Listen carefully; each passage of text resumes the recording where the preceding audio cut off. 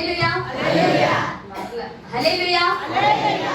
கர்த்தருடைய நாமத்துக்கு பரிசுத்தம் உண்டாவதாக. நாம எல்லாரும் கண்களை மூடி ஜெபிப்போம். விலை போகாத பாத்திரம் நான் விரும்புவாரில்லை, விலையில்லாவும் கிருபையால் உகந்ததாக்கிடுமே. விலை போகாத பாத்திரம் நான் விரும்புவாரில்லை, விலையில்லாவும் கிருபையால் உகந்ததாக்கிடுமே.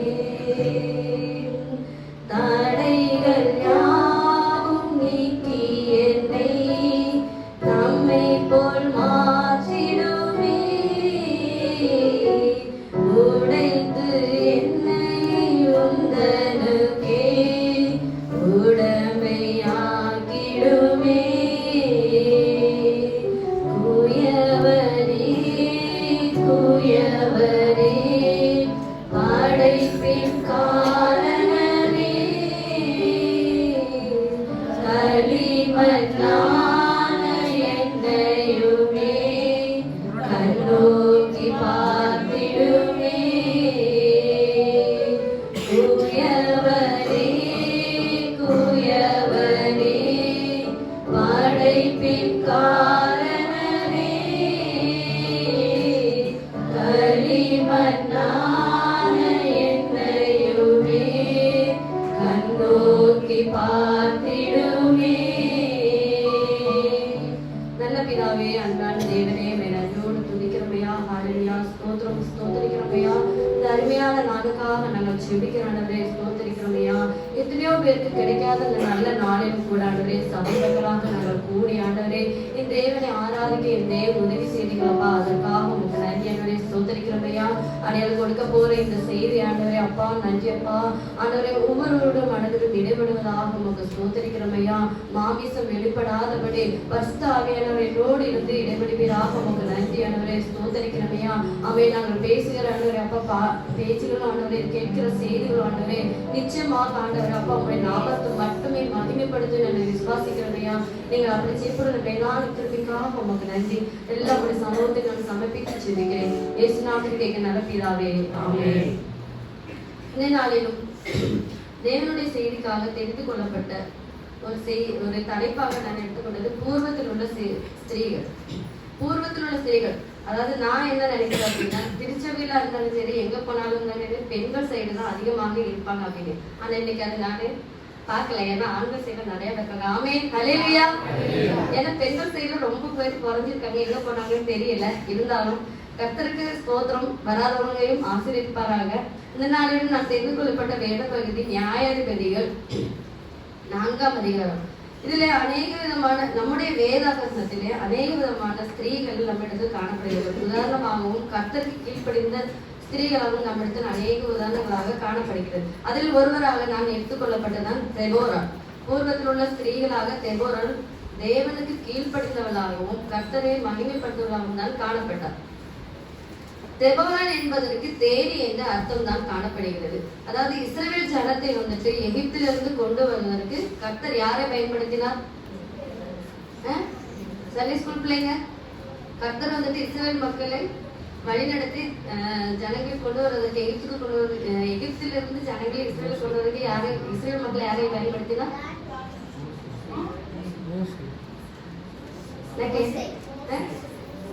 மோசையை வந்துட்டு கர்த்தர் வந்துட்டு இஸ்ரவேல் ஜனத்தை எகிப்திலிருந்து அழைத்து கொண்டு வர மோசையை பயன்படுத்தினார். அதுவும் இல்லாம கானான் தேசத்தை பங்கிட்டு கொடுக்க யார் பயன்படுத்தினாரு? பாஸ்டர் கொஸ்டின் கேட்பாங்க. இப்ப பாஸ்டர் கொஸ்டின் கேட்கிறாங்கன்னா யாரை பயன்படுத்தினாரு? யோசுவாவை. சரியா? அதாவது கர்த்தர் வந்துட்டு மோசையை வந்துட்டு வழிநடத்தி கொண்டு வருவதற்கு உதவி செய்தார். அவர்களுக்கு கானான் தேசத்தை பங்கிட்டு கொடுக்க யோசுவாவையும் பயன்படுத்தினார். அதற்கு பின்பாக சில காலம் வந்துட்டு இஸ்ரவேல் ஜனத்திற்கு கர்த்தர் ராஜாக்களை ஏற்படுத்தினார். அதாவது மக்களை வந்துட்டு இப்ப நம்ம சபையில வந்துட்டு நம்முடைய போதகர் இல்லைன்னா நம்ம பாஸ்டர் வந்துட்டு மக்களை வழிநடத்துவதற்காகவும் போதகத்தை சொல்வதற்காகவும் திருச்சபையிலோ எல்லா திருச்சபையிலும் ஒவ்வொரு பாஸ்டர்மார்கள் இல்லைன்னா அச்சமார்கள் காணப்படுறாங்க. அதே போல இஸ்ரேல் மக்களை வந்துட்டு இஸ்ரேல் மக்களை வழி நடத்துவதற்கு கர்த்தர் ராஜாக்களை ஏற்படுத்தினார். அதுல நம்ம கவனிச்சோம்னா எப்படி இருக்குன்னா, மோசே யோசுவா போன்ற தலைவர்கள் காலத்திலும் சவுல் தாவீது சாலமோன் போன்ற காலத்துக்கு இடையிலான பல ஆண்டுகள் காணப்பட்டது. எப்படி அப்படின்னா, மோசேயும் யோசுவாவும் தலைவராக இருந்த காலத்திலேயும் சவுல் தாவீது சாலமோன் போன்ற ராஜாக்களின் காலத்துக்கு இடையிலான பல ஆண்டுகள் காணப்பட்டது. அந்த நாட்கள் என்ன பண்ணாங்க அப்படின்னா, ஜனங்களை கர்த்தர் ஜனங்களுக்கு வந்துட்டு கர்த்தர் ஒரு சில தலைவர்களையும் எழுப்பினார். அவர்கள் தான் யார்? நியாயாதிபதிகள். இப்படி ஜனங்களை வழி நடத்துவதற்கு ராஜாக்கள் இல்லாத காலகட்டங்கள்ல கர்த்தர் ஜனங்களை கர்த்தர் வழி நடத்துவதற்காக சில நியாயாதிபதிகளை தேர்ந்தெடுத்தார். அந்த காலகட்டத்தில் இவருக்கு தான் இருந்த நியாயாதிபதிகளின் புஸ்தகமாக காணப்படுகிறது. இஸ்ரேல் ஜனங்களை கிதியோன், சிம்சோன், எப்தா, சாமுவேல் போன்ற பல நியாயாதிபதிகள் இருந்தாலும் இவர்களைப் போலவே ஒரு பெண்ணும் மொத்த இஸ்ரவேலை நியாயம் விசாரித்து வன்பதுதான் ஒரு பெரிய ஒரு விஷயமாக காணப்படுகிறது. அதாவது நம்ம எங்க போனாலும் வந்துட்டு ஒரு ஆண்கள் ஆதிக்கம் தான் எல்லா இடத்துலயும் காணப்படும். ஒரு சில இடங்களில், அதாவது இப்போ உள்ள காலநிலையில வந்துட்டு இப்போ உள்ள உலக பிரகாரமாக சில இடங்கள்ல ஒரு 90% சொல்லலாம் பெண்கள் வந்துட்டு எல்லாரையும் வழி நடத்திட்டு இருக்காங்க. ஆனா அந்த காலகட்டங்களிலும் வந்துட்டு ஆண்களாக இருந்த சமயத்திலையும் பெண்ணாகிய ஒரு நபர், யாரு? தெபோரால வந்துட்டு கர்த்தர் தெரிந்து கொள்கிறார். அவர் வந்துட்டு நியாயம் விசாரித்து மக்களை வழி நடத்துவதற்கும் அவர் மிகவும் சிறந்து விளங்கினார். அவருடைய தெபோரால் என்பதற்கு பெயர், தெபோரால் பெயரின் அர்த்தம் யாருக்காவது தெரியுமா? நான் கேள்விப்பட்டேன் தெபோராலை பத்தி சபையில பிரசங்கம் பண்ணியிருக்காங்க அப்படின்னு. தெபோராலுக்கு அர்த்தம் என்ன? கவிதாக்கு மெசேஜ் கொடுத்தாங்களா தெபோராலை பத்தி? தெபோரால் என்பதற்கு அர்த்தம் தேனி என்று சொல்லப்படுகிறது. தேனி எப்படி இருக்கும்? கொட்டுமா? விஷம் அப்படியா? அது நம்ம கிண்ட போனது, அதாவது நம்ம அதுல எல்லாத்தையும் நம்ம போய் ஏதாவது செய்ய போனாதான் அது நம்மளுக்கு கொட்டும். இல்லைன்னா அது வேலையை பார்த்துட்டு தான் இருக்கும். எப்படி அப்படின்னா, தனது வாழ்க்கையில், அதாவது தேனி என்பது வந்துட்டு சுறுசுறுப்பாகவும் மிக அதுக்குள்ள வேலையை வந்துட்டு அதை செஞ்சுக்கிட்டு இருக்கும். அது போலதான் தெபோரால் வந்துட்டு எப்படி இருந்தாங்க அப்படின்னா, சுறுசுறுப்பாக தனது வாழ்க்கையில் உள்ள காரியங்களை செய்து வந்தார். விறுவிறுப்பான கிரியைகளும் செய்து அவருக்கு இந்த பொறுப்பு, அதாவது நியாயாதிபதின்னு சொல்லுகிற அந்த பொறுப்புல வந்துட்டு அவர் சிறந்து விளங்கினார். அவர் சிறந்து விளங்கினார் என்பதற்காக மட்டுமல்லாமல் அவருடைய திறமை அல்ல அது.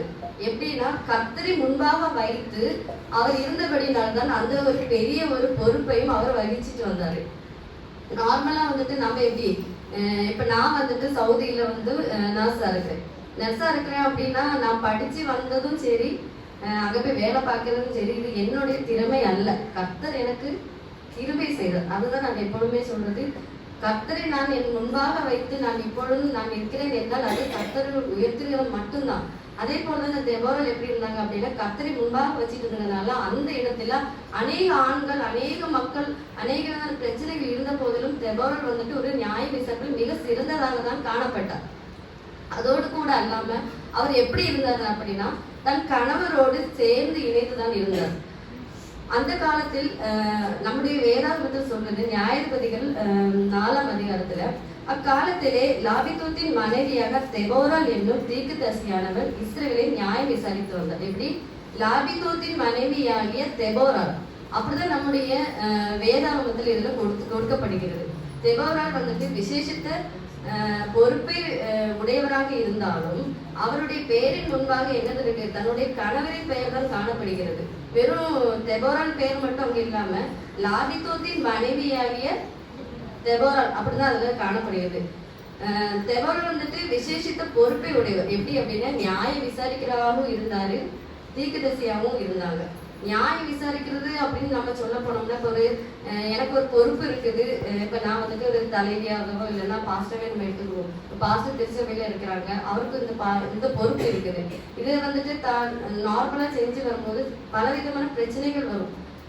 ஒரு சைடுல வந்துட்டு பாஸ்டர் என்ன பார்க்க மாட்டேங்காங்க, என்ன பேச மாட்டேங்காங்க, இல்லைன்னா எங்க வீட்டுக்கு விசிட்டிங் வர மாட்டேங்காங்க, இல்லைன்னா என்ன கூப்பிட மாட்டேங்காங்க அப்படின்னு சொல்லுவோம். இப்படி பல பிரச்சனை வந்தாலும் அதையெல்லாம் கடந்து போவதற்கு ஒரு பொறுப்பு, அதாவது ஒரு சிறப்பான ஒரு விசேஷித்த பொறுப்பை உடையவர். அதே போலதான் இந்த நியாயாதிபதியாக காணப்பட்ட தெபோராலும், அதாவது அந்த இஸ்ரேல் மக்கள் வந்து அநேக மக்கள் இருந்தாங்க, ஆண்கள் இருந்தாங்க, பெண்கள் இருந்தாங்க, முதியோர்கள் இருந்தாங்க. இவர்கள் எல்லாம் வழி நடத்தி கொண்டு போவதற்கு அவர் பெரிய ஒரு பொறுப்பை தான் உடையவராக காணப்பட்டார். நான் அதுல யோசிக்கிறேன் என்ன அப்படின்னா, அவருடைய ஒரு பெண்ணாக இருந்து அவ்வளவு பெரிய ஜனங்களை அவர் வழி நடத்திட்டு வந்தானா அவர் எவ்வளவு பெரிய ஒரு திறமை உடையவளாக காணப்பட்டார்.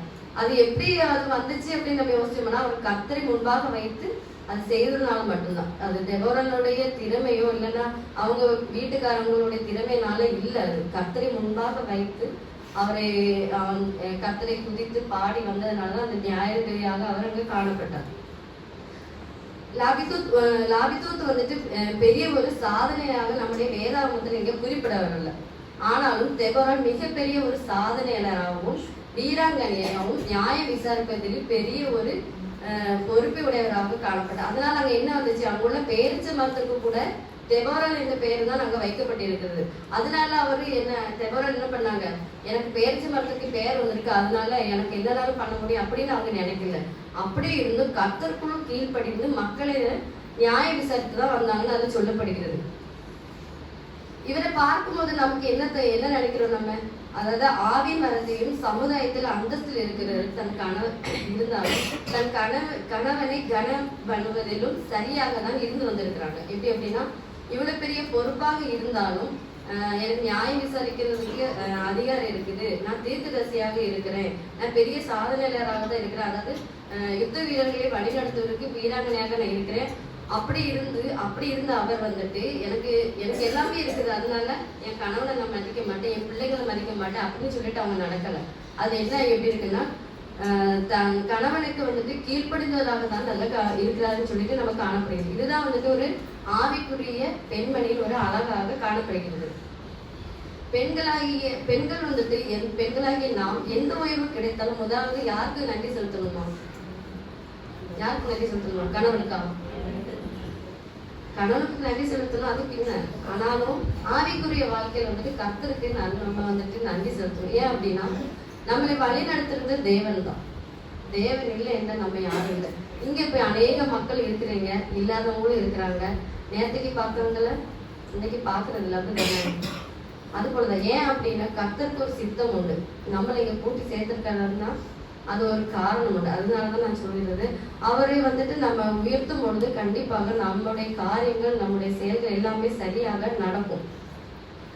எந்த காரியத்திலும் பெண்களாக நாம இருக்கும் பொழுதும் கர்த்தரை ஃபர்ஸ்ட் முதலாவதாக கனம் பண்ண வேண்டும். அதற்கு பின்பாக கணவருக்கு கீழ்ப்படிந்திருக்க வேண்டும். கணவருக்கு நம்ம மனைவி வந்து கணவருக்கு கீழ்ப்படிந்திருந்தாலும் கணவன்மார்கள் என்ன பண்ணணுமா, மனைவிகள்கிட்ட வந்துட்டு சந்தோஷமா இடப்பட்டு சந்தோஷம் பண்ணணும். மனைவி மருங்க மட்டும் கீழ்படிஞ்சிட்டு கணவன் மருங்க வந்துட்டு நீ போ ஏச்சிப்பா வா அப்படின்னு சொல்லி பேசுனா காரியம் இருக்கா? ரெண்டு பேருமே ஈக்குவலா தான் இருக்கணும். கணவன் வந்துட்டு மனைவிக்கு சப்போர்ட்டும், மனைவி வந்துட்டு கணவனுக்கு சப்போர்ட்டமா தான் இருக்கணும். அப்படி இருக்கும்போதுதான் அந்த குடும்பத்துக்குள்ள ஒரு சந்தோஷம் காணப்படும். சில சமயங்கள்ல நம்ம என்ன பண்றது அப்படின்னா, வேலை, அதாவது இந்த காலகட்டங்கள்ல வேலை வீடு வேலை இப்படிதான் இருக்குது. அதனால நம்ம பிள்ளைங்க கூட என்னது நேரத்தை செலவழிக்கிறதுக்கு கூட நேரம் கிடைக்கிறது இல்லை. அப்ப சில பேரண்ட்ஸ் எல்லாம் பாத்தீங்கன்னா, அதாவது இங்க இல்ல நம்ம சபையில அப்படி இல்லை, அந்த வெளி சபைகளை நான் பார்த்திருக்கேன். எப்படின்னா, பிள்ளைகளை பார்க்கறதுக்கு அம்மா இல்லைன்னா வீட்டு வேலைக்காரி வச்சிருக்காங்க. ஏன் அப்படின்னா, எனக்கு வேலை இருக்குது, அதனால என் பிள்ளைய பார்க்கறதுக்கு ஆள் இல்லை அப்படின்னு சொல்லிட்டு அவங்க வேலைக்காரி வச்சிருக்காங்க. அப்ப அந்த பிள்ளைங்க யாரோட கூட கூடுதலா பாசமா இருக்கும்? வேலைக்காரிகளோட. எனக்கு அதுதான் இயல்பு. ஏன்னு கேட்டீங்கன்னா, அந்த பிள்ளை எந்திரிச்சதுமே அந்த வேலைக்காரி கூட தான் இருக்காங்க.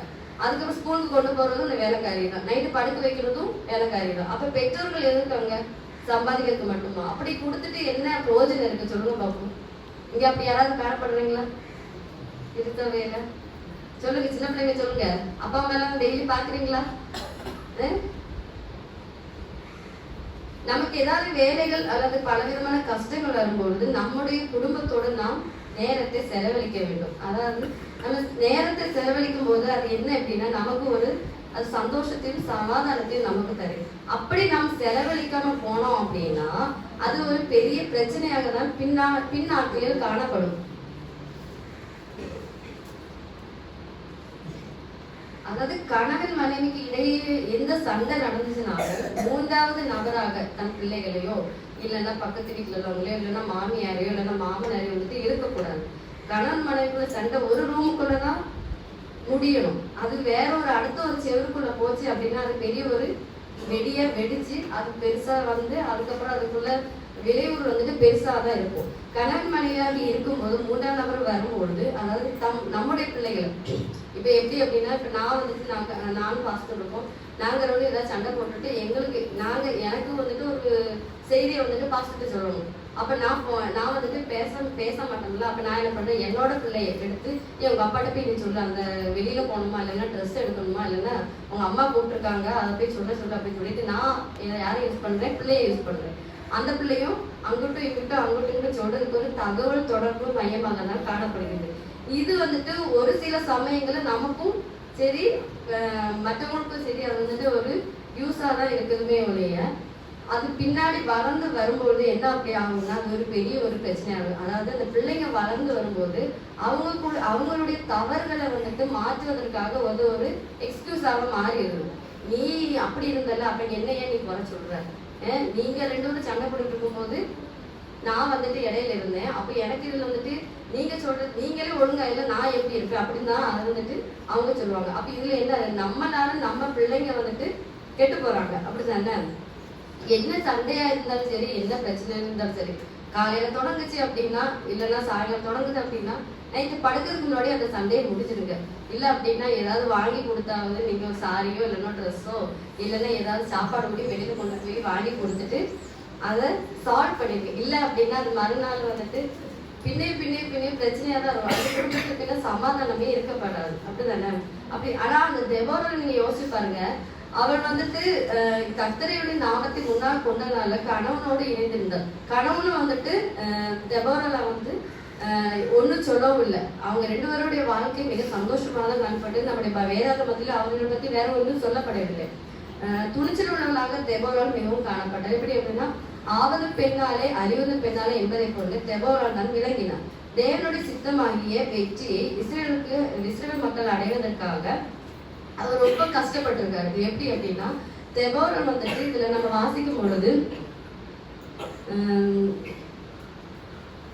அதற்கு பாராட்டி 4ஆம் அதிகாரம் 8ஆவது வசனத்துல தெபோரால் வந்துட்டு அந்த யுத்த வீரர்கிட்ட சொல்லுவாங்க, நீங்க வந்துட்டு யுத்தத்துக்கு நீங்க வர வேணும் அப்படின்னு சொல்லி வந்துட்டு அந்த பாராக் வந்துட்டு தெபோராட்ட சொல்லுவாங்க. அப்போ வந்துட்டு இதுல எப்படி சொல்றாங்க, பாராக் வந்துட்டு நீ என்னோட கூட வந்தால் போவேன், என்னோட கூட வராவிட்டால் நான் போக மாட்டேன் அப்படின்னு தான் சொல்றாங்க. பாராக் அப்படி சொல்லும் பொழுது தெபோரா அதாவது நியாய விசாரிக்கிறவங்க இருக்காங்க, யுத்த வீராங்கனையா இருக்காங்க, சாதனை இருக்காங்க. அவன் வந்துட்டு திமிர்த்தனமா இல்லைன்னா அகங்காரமா என்ன சொல்லல, நான் வரல நீ வேணா போ, உனக்கு வேலை அதுதான், நீ போய் யுத்தத்தை பார்த்துக்கோ, நான் எதுக்கு வரணும், நான் தலைவியா இருக்கேன் அப்படின்னு சொல்லாம பாராக்கு அதாவது கடவுளுக்கு கீழ்ப்படிந்து பாராக்கிட்ட என்ன சொல்றாங்க அப்படின்னா நான் கூட வர்றேன், நான் கூட வர்றேன், நீங்க போங்க அப்படின்னு சொல்லிதான் அதை சொல்றாங்க. பாராக் சொல்ற நீ எங்களோட கூட வர வேண்டும், அதற்கு தெபோரா நான் வருகிறேன் தான் வாக்கு கொடுக்க. அதுக்கு ஒரு மாறுத்திரமோ இல்லைன்னா ஒரு விதமான நான் வரல அப்படின்னு சொல்லிட்டு ஒரு பின்னால ஒரு ஆன்சர் அங்க சொல்லவில்லை.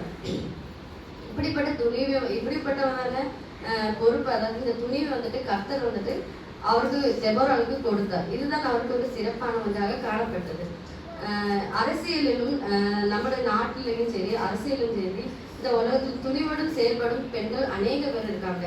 ஆனா அதுல நம்ம யோசிச்சு பார்த்தோம்னா தங்களுடைய துணிவை வந்துட்டு ஆண்டவருக்காக பயன்படுத்துவது மிக குறைவாக தான் காணப்படுது. அதாவது திருச்சபைகள்ல வந்துட்டு முன்னாடி நிக்கிறது அதாவது முதல்ல எல்லாம் இருந்துச்சு. இப்ப என்ன அப்படின்னா எனக்கு வேலை இருக்குது நான் போறேன், இல்லை எனக்கு அதாவது 6 நாள் வேலை செய்து 7ஆம் நாள் ஓய்ந்திருப்பாயாக, அந்த நாளே பரிசுத்த ஓய்வு நாளாக ஆசிரிப்பாயாக.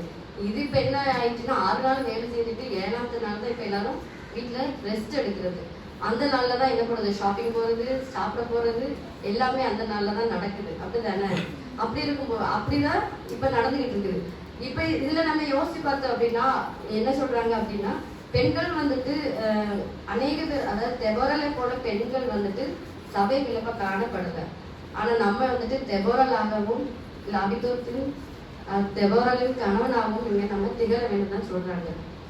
திருச்சபைகள்ல அநேக காரியங்கள் காணப்படுது. அதுலேயும் நம்முடைய நேரத்தை செலவழிக்க வேண்டும். நேரத்தை செலவழித்தோம் அப்படின்னா கர்த்தர் நிச்சயமாக நம்மளை உயர்த்துவார். வந்து பாட்டு பாடுறது இதெல்லாம் வந்துட்டு பாஸ்டிங் ப்ரேயர் இருக்கிறது இல்லை, ஆராதனைக்கு வர்றது மட்டும் இல்லை. ஏதாவது ஒரு காரியங்கள், ஒரு நிகழ்வுகள், இல்லைன்னா ஏதாவது ஒரு சம்பந்தமான சின்ன சின்ன கூடுகைகள் இருந்தாலும் நம்ம வரலாம், திருச்சபைக்கு சொல்லிட்டு வரலாம். நீங்க தனியா ஜெபம் பண்ணணும் இல்லை அப்படின்னா ஏதாவது ஒரு விண்ணப்பம் பண்ண வேண்டும்னா எங்கேயாவது நான் போனோம் அப்படின்னு சொல்லிட்டு நீங்க வந்து நீங்க தனியா கூட ஜெபிக்கலாம். நீ யாரும் திருச்சபையை அடைச்சி போடுறதில்லை. ஆனா நான் பார்த்ததுல இங்க யாரும் வந்து தனியா ஜெபிச்சது. ஃபர்ஸ்ட் நான் பார்த்துருக்கேன், வந்த போய் ஆலயம் மட்டும்தான் இருக்குது. ஏதோ ஞாயிற்றுக்கிழமை வந்து ஒரு விசிட்டர் பார்ட்னர் தான், அதான் ஞாயிற்றுக்கிழமை வருவாங்க, ஒரு 1.5 மணி நேரம் இருப்பாங்க, போயிடுவாங்க. சவுதியிலலாம் எப்படி அப்படின்னா பழைய காலத்துலலாம் வந்துட்டு எப்படின்னா ஆலயத்துக்கு போகிறதுக்கு பயங்கர கட்டுப்பாடுகள் தான் காணப்பட்டது. ஆனா இப்ப அப்படி இல்லை, அதெல்லாம் மாறிவிட்டது. அந்த ஃபுல்லும் முன்ன அந்த கருப்பு கலர்ல போடுவாங்க ட்ரெஸ், அதெல்லாம் போடணும், பைபிள்லாம் கொண்டு போகணும் அப்படின்னு சொல்லிட்டு அந்த காலகட்டங்கள்ல ரொம்ப ரெஸ்ட்ரிக்ஷனா இருந்துச்சு. ஆனா இப்ப அப்படி இல்லை.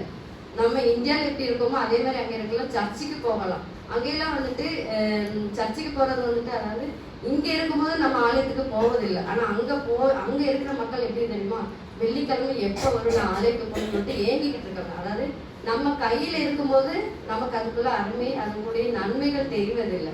ஆனா இப்படி ஒரு எடுத்துக்காது, இப்படி ஒரு நம்ம ஆலயத்துக்கே போக முடியாத ஒரு சூழ்நிலை வரும்போது என்ன பண்ணுவோம், நான் ஆலயத்துக்கே போய் தீரணும் அப்படின்னு சொல்லிட்டு ஒரு எண்ணம் தோணும். இதை நம்ம யூஸ் பண்ணிக்கணும். இருக்கும்போது நம்ம சந்தோஷத்தை அனுபவிச்சுக்கணும், இல்லாத போது நமக்கு முடியாது. அப்படிதானே? இனி உள்ள காலகட்டங்களில் திருச்சபை இருக்குமானே தெரியல. ஆனா நீங்க இருக்கும்போது அதை கண்டிப்பாக பிரயோஜனப்படுத்திக்கணும்.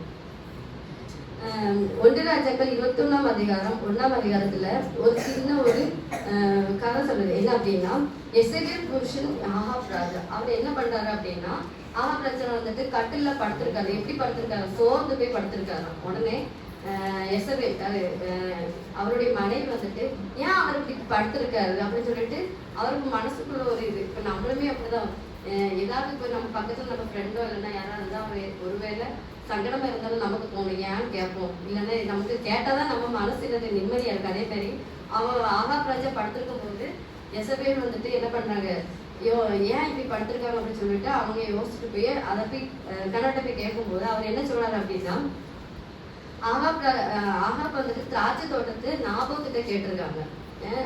அது வெறும் வந்துட்டு ஆகாப் ராஜா வந்துட்டு ராஜாவா தான் இருக்காரு, அவருக்கு இல்லாத சொத்தே இல்லை.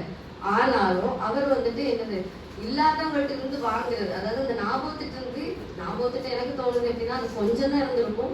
ஆகாப் ராஜாவுக்கு நிறைய ஏக்கர் கணக்குல இருந்திருக்கும். அப்படி இருந்துட்டு என்ன பண்றாங்கன்னா, நாபோத்திட்ட போய் ஒரு அவருக்கு இருக்க திராட்சை தோட்டத்தை கேட்டிருக்காரு. உடனே நாபோத் என்ன சொல்லியிருக்காரு அப்படின்னா, இது வந்துட்டு தன் பிதாக்களின் சுதந்திரமாக இருக்குது, அதனால நான் தர மாட்டேன் அப்படின்னு.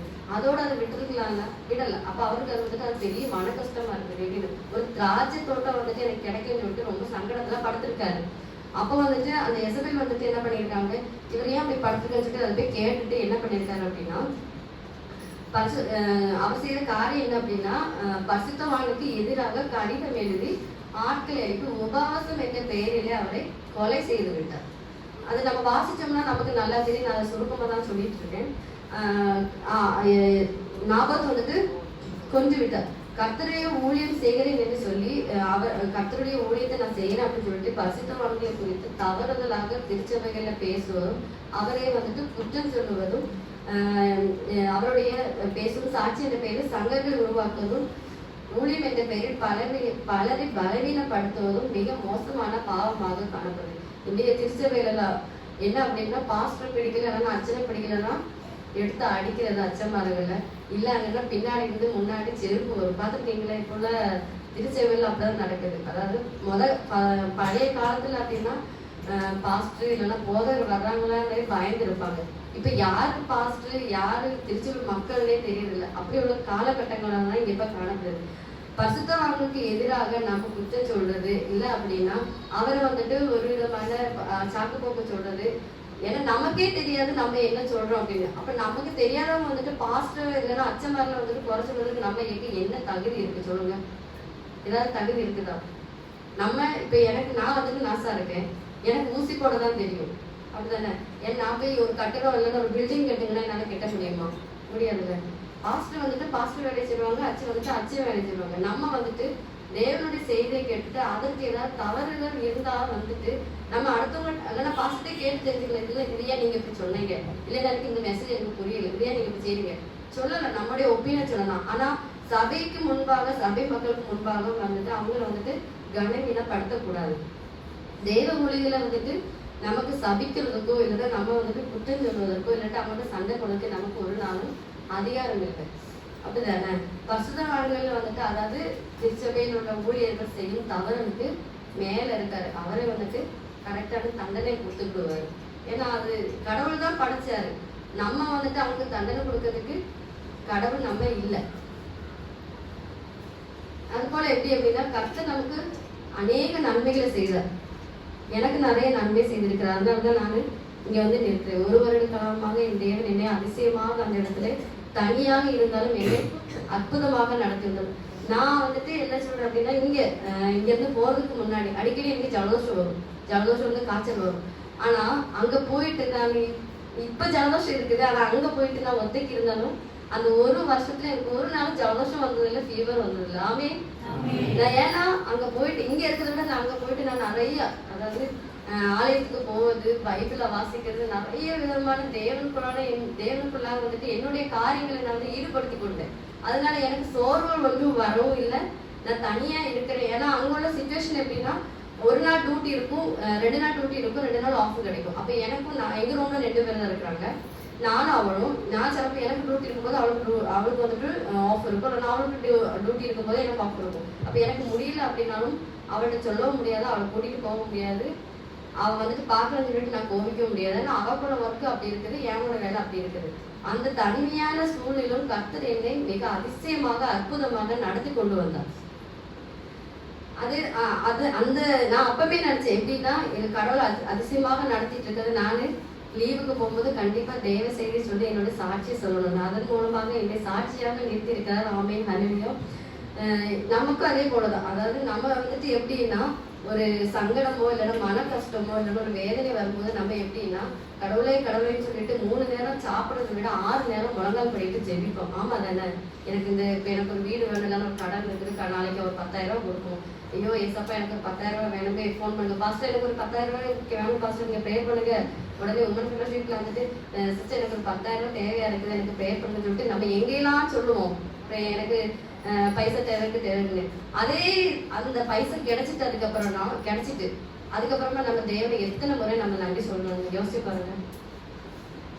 அதாவது நமக்கு ஒரு சோதனை வரும்போது தேவனை தேடுவதை விட நன்மை கிடைத்தாலும் கிடைக்காவிட்டாலும் தேவனை துதிப்பது மிகவும் நல்லது. தேவனை நம்ம நார்மலாவே அதாவது தேவைக்காக மட்டும் இல்லாம தேவையே நீங்க ஜெபிச்சு பாருங்க, நம்முடைய தேவைகளா அது நார்மலாவே சந்திக்கப்படதான் இருக்கு. தீர்க்கதரிசியில தெபோரர் வந்துட்டு நியாயம் விசாரிக்கிறதுக்கு சிறந்தவராக தான் காணப்பட்டது. நியாயம் விசாரிப்பதுல வந்துட்டு மிகவும் கற்று தேர்ந்ததாக இருந்தது. மக்களை வந்துட்டு வழி நடத்துவதில் வந்துட்டு தெபோரர் வந்துட்டு மிக சிறப்பாக தான் காணப்பட்டார். நியாயம் விசாரிக்கிறது அப்படிங்கும்போது ஒரு பெரிய ஒரு பொறுப்பாக தான் காணப்படுகிறது. அதாவது மக்களை வழி நடத்தி கொண்டு போறது. இப்ப 2 பேர் இருந்தாங்கன்னா 2 பேரும் இப்ப நம்ம உதாரணத்துக்கு நம்ம சொன்னோம் அப்படின்னா நம்ம கை விரல்ல 5 விரல் இருக்கு, 5 எப்படி இருக்குது, வித்தியாசமா தான் இருக்கு. அதே மாதிரிதான் அந்த மக்களும் வந்துட்டு ஒருத்தவங்க வந்துட்டு சிலப்போ அவங்க சொல்றதுக்கு ஓகே சொல்லுவாங்க, மற்றவங்க என்ன சொல்லுவாங்க அப்படின்னா இல்ல நீங்க சொன்னது தப்பு, இப்படி பண்ணிக்கலாம் அப்படிம்பாங்க. அப்ப வேற ஒரு ஆள் சொன்னா அவள் சொன்னா எப்படி, அவள் சொன்னது நடக்கக்கூடாது, நான் வந்துட்டு சொல்றேன் அப்படின்னு சொல்லிட்டு அப்படி அதனால பலவிதமான சுபாவங்களை கொண்ட மக்கள் அங்க காணப்படுவாங்க. ஆனா அதுலயும் வந்துட்டு நியாயம் விசாரிப்பதிலும் அவர்களை வழிநடத்தி செல்வதிலும் இந்த தெபோரா மிக சிறந்து விளங்கினார். இதெல்லாம் வந்துட்டு அவருடைய திறமை அல்ல, கர்த்தரை முன்பாக வைத்துக் கொண்டதன் நிறுத்தமாக மட்டும்தான் அவர் வந்துட்டு மிகவும் சிறந்து விளங்கினார். இது மட்டும் இல்ல, தெபோரா வந்துட்டு தேவனை துதிக்கும் ஒரு மனப்பான்மையும் கொண்டிருந்தார். எப்படின்னா தெபோரா வந்துட்டு துணிச்சல் உள்ளவளாகவும் இருந்தார். அது கூடாம தேவனை ஒவ்வொரு நாளும் மகிமைப்படுத்தி கொண்டிருக்கார். அங்க யுத்தங்கள் நடந்து முடிஞ்சதுக்கு அப்புறமா தேவனை வந்துட்டு அங்க உள்ள மக்கள் எல்லாம் சேர்ந்து மகிமைப்படுத்தினாங்க. தேவனுடைய வார்த்தை எப்படி சொல்லுது அப்படின்னா இந்த ஜனத்தை எனக்கென்று ஏற்படுத்தும் இவர்கள் என் துதியை சொல்லி வருவார்கள். தேவனாகி கர்த்தர் நமக்கு சிருஷ்டித்த நோக்கம் என்ன அப்படின்னா நம்ம தேவனுடைய நாமத்தை எப்பொழுதும் துதிச்சுக்கிட்டே இருக்கணும். அதாவது நம்ம திருச்சபைக்கு வந்தாலும் சரி வரல, தேவன் நம்மகிட்ட என்ன கேட்கறோம், 10,000 ரூபாய் கேட்காரா, எனக்கு நீ ஒரு வரும்போது 10,000 ரூபாய் தாவின்னு கேட்காரா, இல்லைன்னா ஒரு 5 பவுன் நகத்தா அப்படின்னு சொல்லி கேட்காரா. இல்லை எப்படின்னா நீங்க திருச்சபைக்கு வந்து என்னுடைய நாமத்தை சொல்லி என் துதியை எப்பொழுதும் சொல்லிக் கொண்டிருக்கு அப்படிதான் சொல்றாங்க. அதாவது ஒரு மனதோட தேவனை நம்ம துதிக்க வேண்டும். அப்படி இருக்கும்போது இந்த தெபோரால் எப்படி இருக்காங்கன்னா, அந்த வெற்றியை கிடைத்ததுக்கும் அங்குள்ள மக்கள் எல்லாம் எப்படி இருந்தாங்கன்னா தேவனை துதித்தார்கள் அப்படின்னு தான் சொல்லப்படுது. தேவனை துதிச்சதுனால அங்க வந்துட்டு எப்படி இருந்துச்சுன்னா 40 வருஷம் வந்துட்டு அங்க வந்து தேசம் அமைதலாக இருந்துச்சு. அப்படி யுத்தம் நடக்கிற இடத்துல இவங்க அந்த வெற்றி கிடைச்ச உடனே தேவனை துதித்தார்கள். 40 வருஷமா அங்க எந்த விதமான யுத்தங்களோ இல்லைன்னா ஒரு பிரச்சனைகளும் இல்லாம அந்த தேசம் வந்துட்டு மிகவும் அமைதலாக தான் காணப்பட்டது.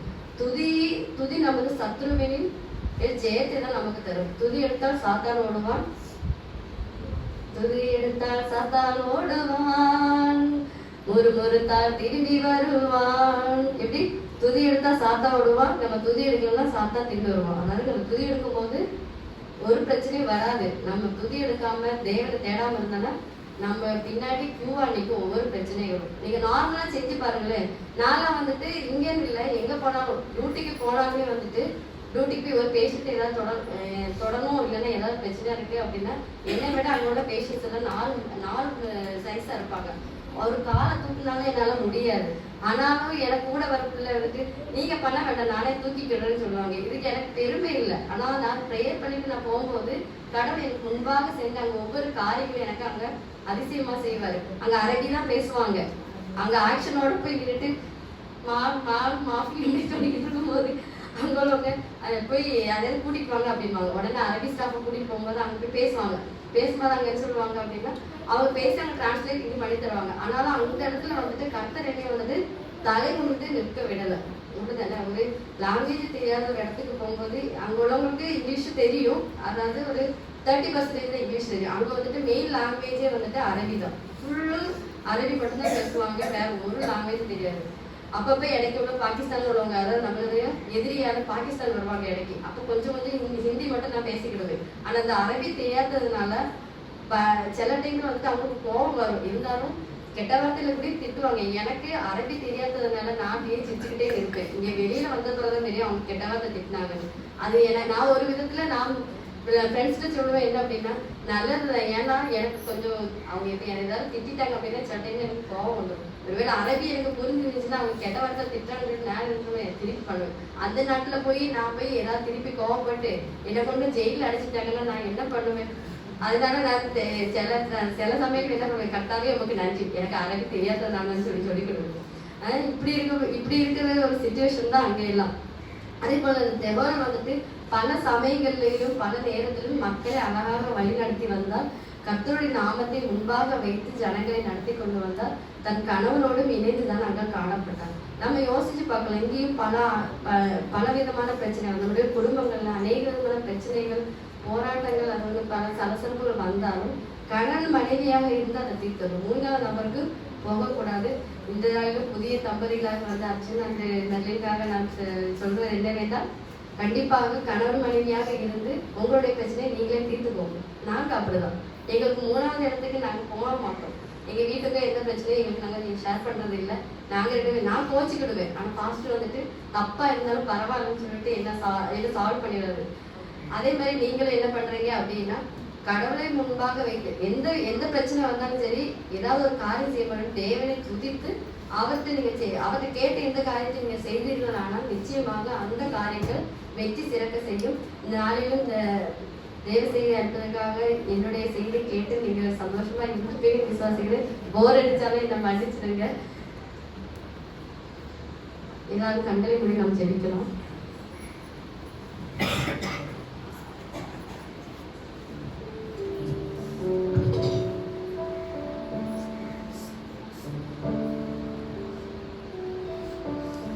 இந்த நாளுக்காக நன்றி செலுத்துகிறோம். ஹல்லேலூயா, ஸ்தோத்திரம் ஸ்தோத்திரம். நம்முடைய பிதாவே, எங்கள் குடும்பங்களிலே எத்தனையோ விதமான பிரச்சனைகள் வந்த போதிலும், எத்தனை விதமான சலசலப்புகள் வந்த போதிலும், எத்தனை விதமான தாங்கக்கூடாத பாரங்கள் வந்த போதிலும், என் தேவன் அதையெல்லாம் என்னையே கற்று நடக்கிறதுக்கு உதவி செய்தீங்களப்பா. அதை தாங்கி சொல்வதற்கு என் தேவன் பலன் தந்தைகளே கொடான கூட நன்றி செலுத்துகிறோம் ஐயா. ஹல்லேலூயா, ஸ்தோத்திரம். ஆண்டவரே, ஒருவராலும் கூடாத காரியங்கள் என் தேவன் நிச்சயமாக எங்களுடைய வாழ்வில் செய்தீங்க. நாங்கள் விசுவாசிக்கிறோம் ஐயா. ஹல்லேலூயா, ஸ்தோத்திரம். ஆமென் தகப்பனே. அப்பா, ஒவ்வொரு நாளும் ஆண்டவரே என் தேவன் என்னை பாதுகாத்து அப்பா எங்கள் பிள்ளைகளை நீங்க வழிநடத்தி வருகிற மேலான கிருபைக்காக நாங்கள் ஜெபிக்கிறோம். ஸ்தோத்திரிக்கிறோமையா. நன்றி பிதாவே தகப்பனே. ஆமென். எங்கள் குடும்பங்களிலே அநேக விதமான பிரச்சனைகள் பல நபர்களின் மத்தியில் நாங்கள் தலை சுந்தர நிற்கிறேன். அதிலும் என் தேவன் அப்பா என்னை உபரியாக நீங்க நடத்தி வர்றீங்களப்பா, அதற்காக உங்களுக்கு நன்றி அனுவே ஸ்தோத்திரிக்கிறோமையா. ஆமென் தகப்பனே. நாங்கள் நடுவே என்றும் என் தேவனுடைய நாமத்தை மட்டுமே மகிமைப்படுத்துவோம். என் தேவனுடைய நாமத்தை மட்டும் மற்றவர்களுக்கு சொல்லவும். ஆமென் தகப்பனே. என் தேவன் எங்களுக்கு உதவி செய்யுங்க ராஜாவே. ஹல்லேலூயா. உங்களுக்கு நன்றி. என் கண்ணீர் எல்லாம் உங்களுடைய துருத்தியில் இருப்பதற்கு ஆமென் நடுவே நான் பாத்திரமான ஒரு பிள்ளையாக மாற்றுங்க ராஜாவே. உங்களுக்கு நன்றி அனுவே. தெரிந்தோ தெரியாமலோ அநேக விதமான தவறுகள் நான் செய்திருக்கிறேன் தகப்பனே. எங்களோட பிள்ளைகள் அனுவே அப்பா ஸ்தோத்திரிக்கிறோமையா. நாங்கள் வளர்வதற்கு தேவ உதவி செய்வீராக உங்களுக்கு நன்றி அனுவே. ஹல்லேலூயா. ஸ்தோத்திரிக்கிறோமையா. ஆமென். நிச்சயமாக ஆமென் எங்களுக்கு ஒரு விடுதலை நீங்க தருவீங்க நாங்கள் விசுவாசிக்கிறோமையா. ஸ்தோத்திரிக்கிறோமையா. என்ன மன கஷ்டங்களோடு என்ன மனபாரங்களோடு என்ன தேவைகளோடு எங்கள் பிள்ளைகள் இந்த இடத்துக்கு வந்தார்களோ ஆமென் தகப்பனே அதை நிச்சயமாக நீங்க மாற்றுவீங்க நாங்கள் விசுவாசிக்கிறோமையா. ஸ்தோத்திரி